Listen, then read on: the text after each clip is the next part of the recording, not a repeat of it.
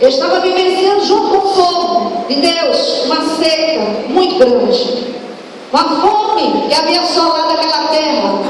O povo não só passava necessidade, falta de alimento material, mas a espiritualidade do povo estava baixa. Muitos estavam adorando a outros deuses, abandonando o Deus de Israel, e ele se levanta como boca de Deus para falar ao povo para se arrepender. Naquela época a terra estava seca, não havia água, nada que se plantava crescia, o povo estava vivenciando um tempo de crise. E é o que eu vejo hoje na igreja da última hora. Nós estamos vivenciando uma crise terrível. O Brasil está em crise, o espiritual está em crise, as igrejas estão em crise, muitos estão faltando, recuando porque estão em crise. Há uma fome não só de alimento material, mas alimento espiritual está escasso, e muitos estão perecendo. Mas naquele dia, Deus fala com Elias e manda Elias Sarepta, fala com uma viúva, porque ele iria preparar aquela mulher para alimentar o profeta, para ser mantenedora do profeta. O profeta obedece a voz do Senhor, se levanta e vai. E quando ele chega lá, ele vê aquela mulher, ela pega alguns gravetos do chão, irmão. Na casa dela estava escasso, ela estava se preparando para comer o último pão feito naquele dia, junto com seu filho, porque ela sabia que após aquele dia não haveria mais comida, a reserva dela havia acabado. E eu quero dizer para você nesta noite que chegou aqui, eu não sei qual é o tipo de reserva que está acabando na tua vida, eu não sei se é material ou espiritual, mas nesta noite, como profeta de Deus, eu vim te dizer que a farinha da panela não vai se acabar, e o azeite da botija também não. Tem azeite para você aqui, tem alimento para você aqui. Nesta noite você vai sair de posse de vitória. Ela chega, ela começa a levantar os gravetos para fazer um foguinho e fazer um pouco de pão pequeno, dividir com seu filho. Às vezes chegamos em momentos da nossa vida que já estamos na reserva final. Chegamos em momentos da nossa vida que já estamos esperando a morte chegar. Quando eu falo de morte, não é aquela morte física que vem e nos leva, como levou o pastor Solange, mas é a morte dos nossos sonhos, dos nossos projetos, daquilo que nós colocamos na caneta, no papel, planejamos o ano todo. Chega no momento em que acaba a reserva e a gente começa a se desesperar. A Bíblia não conta como se encontrava o coração daquela viúva. Mulher triste, solitária, não tinha marido. Coisa boa é quando a gente está passando por uma luta e mesmo diante de tanta diversidade temos um marido ou uma esposa para contar. Ela não tinha ninguém. Fraca, debilitada, ela estava ali com as suas últimas forças. O Espírito Santo falou para mim que nós estamos remando o barco. Muitas vezes chegamos no nosso limite, na nossa última força, o nosso último recurso. Mas eu tenho uma notícia boa para te dizer. Aqui tem profeta de Deus para profetizar na tua vida e dizer que o teu sonho não vai morrer, que você não vai morrer ao amanhecer. Mas nesta noite vai ter milagre na tua casa. Nesta noite vai ter milagre dentro da tua casa. Ela chegou diante do profeta e ele pediu água a ela. Olha, naquela época era escasso água.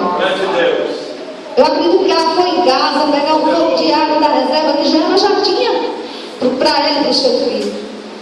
O que eu entendo no mistério dessa palavra é que às vezes o Senhor ele nos dá uma ordem para fazermos algo para Ele. Ele nos prova em momentos na nossa vida que a gente está no nosso limite, na nossa reserva. E às vezes a gente acha que ama o Senhor, mas o que eu acho lindo naquela viúva é que ela foi pegar água. Sem comida a gente passa alguns dias, sem água. Eu disse, traz um pouco de água para mim. Foi lá, um vaso dela que já estava acabando. Aquela água que era preciosa, aquela água que servia para matar a sede dela e do filho. Ela estava ali com pouco, mas ela ouviu a voz do profeta e ela foi. Ninguém entende o porquê, daquela mulher se levantar e obedecer e ir. Mas o poder de Deus que estava agindo naquele lugar em prol dela, incitou ela a tomar uma atitude. E às vezes Deus fala com a gente e a gente começa a questionar e diz: Senhor, eu não posso, eu não tenho mais força, eu não tenho de onde tirar, mas faz para mim primeiro. Muitas vezes o Senhor quer que nós coloquemos Ele em prioridade, muitas vezes não. Todas as vezes o Senhor tem que estar em prioridade. É no nosso pouco.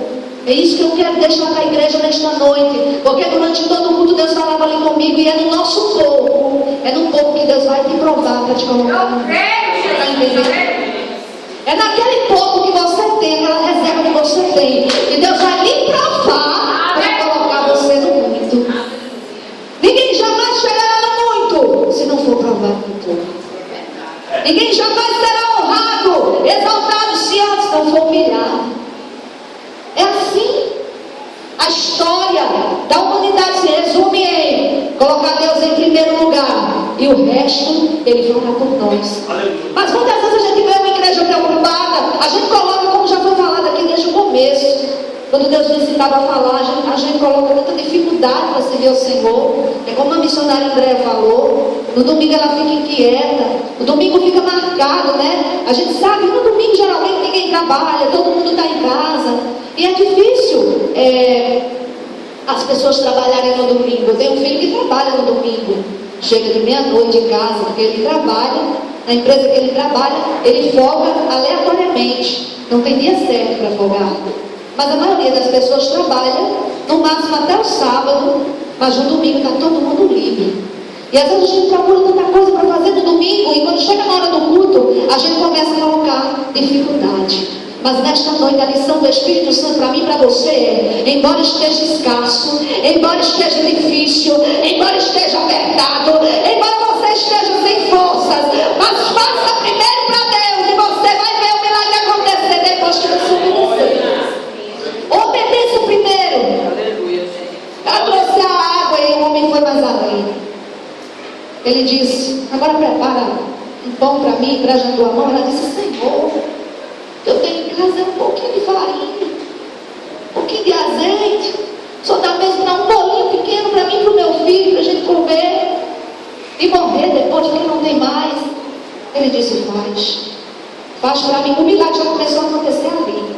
Porque ela fez um pão para o profeta, ainda deu para fazer para ela e comer com o filho. Ela não entendeu, mas Deus já estava fazendo o milagre acontecer quando ela deu o primeiro passo. Está entendendo, igreja? Quando você der o primeiro passo, o milagre vai começar a acontecer. Aí ela vai, obedece e faz. Mediante, não tem coisa que Deus manda a gente fazer, que é loucura para a gente, né? Quando eu trabalhava, eu era professora, eu ganhava um salário bem pequenininho. Aí quando eu pagava, separava todo o dinheiro das contas do mês, aí só sobrava o dinheiro do dízimo. Eu dizia: eita, eu vou dar o dízimo, não vou ficar sem nada. Mas parecia loucura. Pessoas que estavam ao meu redor diziam: irmã, Jesus entende. Mulher, Jesus não é carrasco não. Mas se você não utilizar a sua fé, você nunca vai ver o milagre. Aí eu pegava o dízimo, colocava a primeira coisa, tirava logo. Eu estava no envelope, as contas, e dinheiro para a feira, pela fé. E durante o mês todinho, Deus provia, Deus mandava, Deus usava, e Deus não deixava faltar. Depois me remanejava para um carro maior, um salário melhor. E eu no meu pouco, agora dá para dar o dízimo e dá só um pouquinho para fazer a feira. E continuava fazendo esse ato de fé. Muita gente não entende isso. Só dá quando sobra. Sabia? Sabia que tem gente que só dá o dízimo? Não, eu vou dar o dízimo, mas se sobrar. Porque se não sobrar, tu sabes, cadê a sua fé? Eu estou pregando aqui a palavra do Senhor. Eu não estou ensinando você a tirar da boca do seu filho ou da sua filha e colocar na obra de Deus, não. É usar a sua fé. Porque às vezes Deus nos prova. Ele provou aquela viúva. Ela tinha a opção, presbítero Marcos, de dizer: não, eu não posso fazer para o Senhor. Ah, mandei. Agora o pão eu vou comer com meu filho. Principalmente uma mãe zelosa que não quer ver o filho sentir fome. Qual é a mãe que quer ver o filho passar fome? O filho pediu um pedaço de pão e você não dá. Eu já passei por isso. Dói o nosso coração. A alma se retorce por dentro. Ela poderia ter dito, irmã Jaciana, não, profeta, o Senhor me perdoe, mas pelo menos eu vou morrer de barriga cheia. Não posso, porque eu tenho aí, só dá para mim e minha família, o Senhor me perdoe. E o milagre não tinha acontecido na vida dela. Mas ela tomou uma posição. Olha para o seu irmão e diga assim: toma uma posição hoje. Faça primeiro para Deus e você vai ver que Deus vai fazer muito mais por você. E ali ela foi fazer. O meu era um filho profeta. E no reino sobrenatural já tinha anjo descendo para multiplicar aquele azeite, multiplicar aquela farinha, multiplicar as crianças dela, a semente. E Deus está na porta daquela viúva. E nessa noite Deus escolheu você, um número pequeno, para estar aqui hoje, para dizer: Ele vai entrar na tua casa e vai prover porque falta, mas você precisa usar a sua fé. Estamos vivendo um tempo em que precisamos andar por fé literalmente, porque as coisas vão ficar pior, vão apertar. O negócio vai ficar mais estreito. E ou a gente tem convicção do Deus que a gente serve, ou a gente recua. O profeta chama a unção. Chega lá, olha para ela e dá aquela ordem. E ela se levanta e faz. E diz a palavra do Senhor. Antes dela ir fazer, quando ele vê que ela se disponibiliza aí, ele profetiza na vida dela. Levanta a tua mão direita que eu vou profetizar na tua vida. E vou encerrar, porque o negócio não ficou estreito na hora. Eu profetizo na tua vida que a farinha da panela não se acabará. E o azeite da botija não faltará. Eu profetizo na tua vida pelo poder que é no nome de Jesus de Nazaré. Que o que está em falta na tua vida vai ser suprido. Que aquilo que estava faltando vai ser completado. Porque o Deus de Israel, Ele abençoa a tua vida hoje. Recebe e guarda no teu coração. Levanta, vai se colocando de pé para a gente encerrar.